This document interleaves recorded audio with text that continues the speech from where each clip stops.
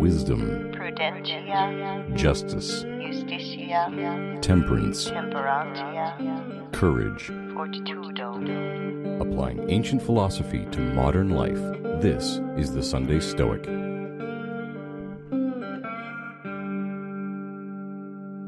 I need help from the cosmopolis.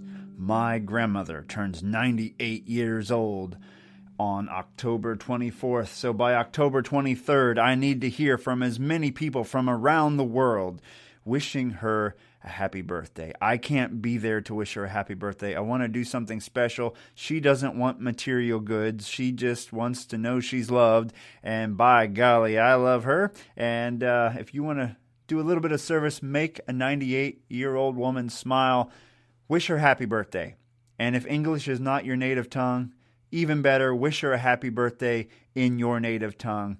Her name is Emily. Send me an audio file at sundaystoic@gmail.com by October the 23rd. And I will get it to her. And that will qualify you to be put into a drawing to win one of my Sunday Stoic Challenge coins. So do that, sundaystoic@gmail.com by October 23rd. Thank you. Welcome to the Sunday Stoic Podcast. This is Steve coming to you from Conway, Arkansas. This week, we are going to hear from Seneca. Seneca is going to talk to us a little bit about dealing with the fickleness of fortune. Fortune is this goddess, Fortuna, or this idea of luck or randomness, the random chances of life. And we can't rely on fortune for our happiness, and we should not give fortune the power to conquer our happiness. Moral Letters to Lucilius, number 98, on the fickleness of fortune.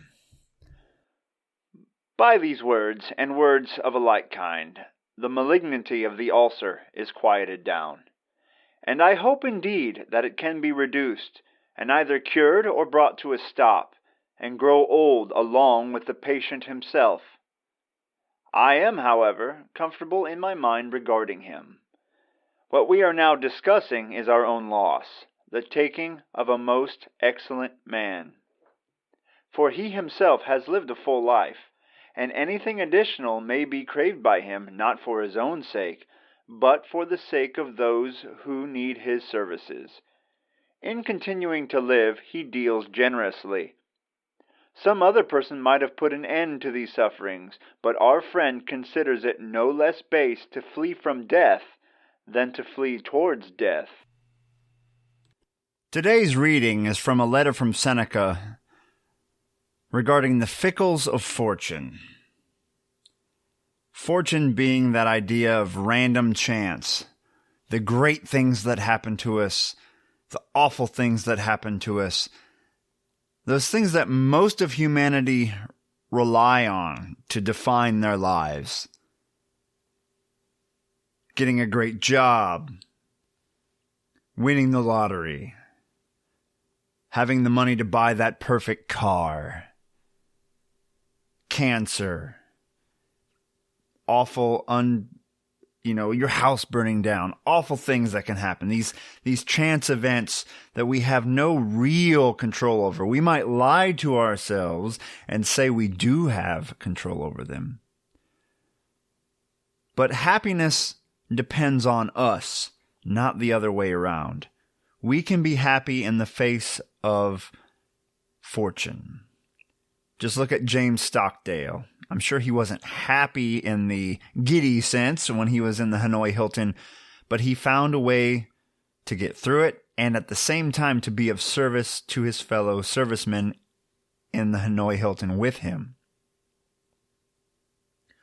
One of the ways that we can give our lives meaning is to be of service. In this letter, Seneca is talking about a mutual friend of himself and Lucilius who has an ulcer that gives him great pain. And some of the Stoics talk about checking out when you're faced with great pain. And let me put a caveat on that. When the pain is so great that you can focus on nothing else. But this friend still is of service to others. This friend can help others, can be of good to the world, and therefore this friend views the pursuance of death, the pursuit of death, as being just as wrong as fleeing from death. Because remember, the Stoics teach us not to be afraid of death, but at the same time, we don't run headlong towards it if we are still of some good in the world. We don't need to suffer some debilitating event to be of good in the world, but we can look at folks that are being good, are doing good in the face of adversity as inspiration to overcome our own petty problems. Oh, I'm tired. Oh, I don't have time. I just don't know what to do. These are all little petty excuses that we give ourselves. I myself am guilty. I can tell you, I've given money to causes, and I don't think that's the same thing. I don't remember the causes I've given money to, but I remember the faces of everyone that I've helped face to face. Let me give you a few examples, not trying to to do virtue signaling here, but just some examples. Giving a homeless man a pair of wool socks when I lived in Canada, which is Alberta, Canada in the winter is pretty much the Arctic. Someone knocked on my apartment, the door to the apartment complex I was at, a homeless individual, and I thought, oh, he's going to want money. And he said, can I have some socks? You don't say no to that person. You grab your warmest pair of wool socks and you say, here you go. When I was in high school, my friend and I restored an old army truck. We were both thinking we were military bound, and neither one of us got in for health reasons. But we had an old army truck, and we got involved with the Vietnam Veterans of America, and we started hauling the Vietnam vets who couldn't walk anymore or who were sick from Agent Orange and things like that. We would put them in the back of our truck and drive them through the parade. I remember that.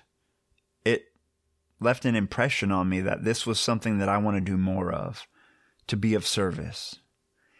Unfortunately, life can get in the way, and we can forget the importance of being of service.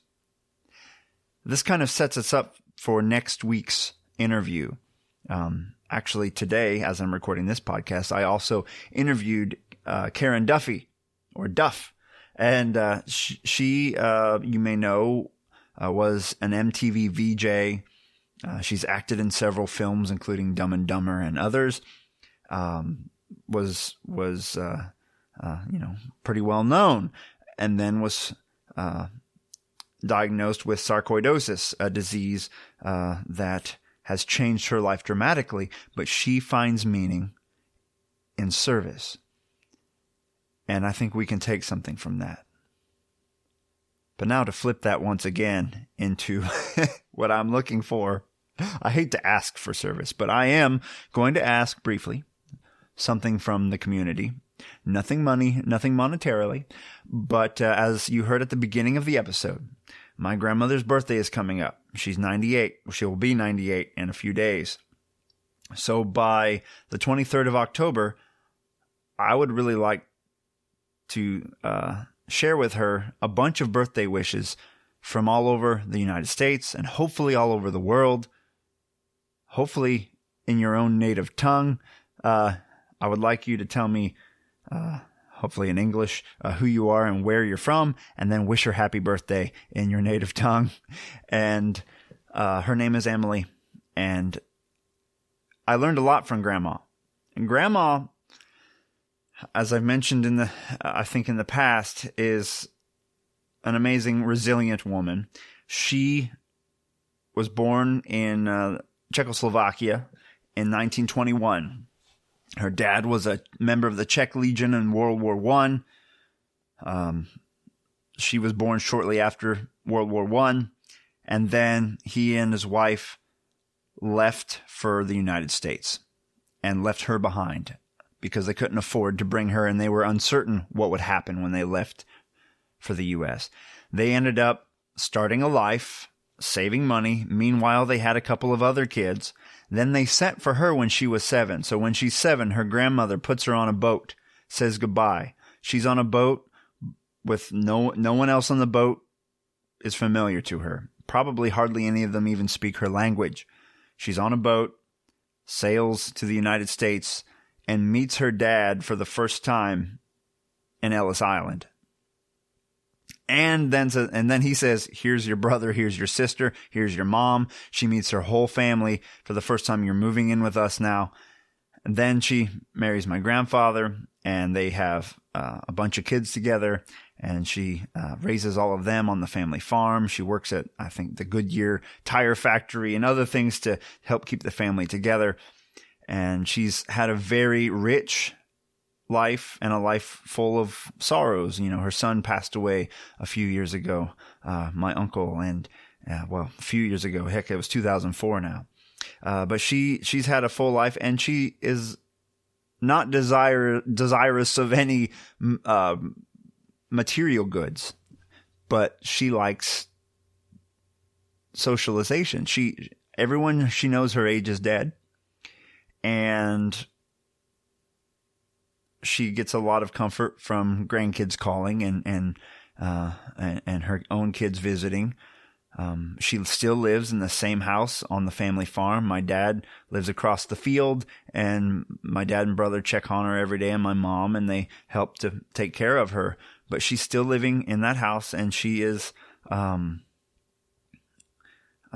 98 years old, and I love her dearly. She helped to raise me. I stayed with her while my parents were at work as a kid, and I can't be there for her birthday. She's 12 hours away. It's in the middle of a work week. Probably when she turns 99, I'll say screw it and just pretend to be sick and go visit her. But I want to give her a present that will just fill her with joy. And that present, I hope, will be people from around the world who don't even know her wishing her a happy birthday. So if you could be of service to a 98-year-old lady, don't think of it as a favor to me. Think of it as something for Emily, a birthday for Emily. So send me an MP3 or whatever file you can record on your phone or your computer, and then email it to sundaystoic@gmail.com. But we can be of service no matter what. When we talk to Duff next week, she'll give us some ideas of ways we can be of service. And actually, I'm going to pursue at least one of those ways that I found to be very inspiring. And I'm going to look into it and get back to you on that. But I hope you'll join us next week for that conversation. And meanwhile, you'll shoot me emails with questions and comments, sundaystoic@gmail.com. And remember that we can contribute to the world in which we live. And no matter our condition, we can do good. Before I say Carpe Diem, I want to let you know of another podcast that you might listen to occasionally that's got the same theme. I believe it's called Good People Doing Good. It's a silly little podcast. This guy talks about happy news and people who have done good in the world. And sometimes it's good to hear that. So check that out. But until next week, this is Steve with the Sunday Stoic Podcast, reminding you to seize the day. Carpe Diem. Thank you for listening to the Sunday Stoic. If you enjoyed the show, please subscribe, rate, and review the Sunday Stoic on iTunes. Become a member of the Sunday Stoic team, earn rewards, and be an integral part of the show by becoming a patron at www.patreon.com/SundayStoic. Contact the show by emailing sundaystoic@gmail.com or by leaving a voicemail at 501-503-3132. To find out more, visit www.sundaystoicpodcast.com. And as Steve always says, Carpe Diem.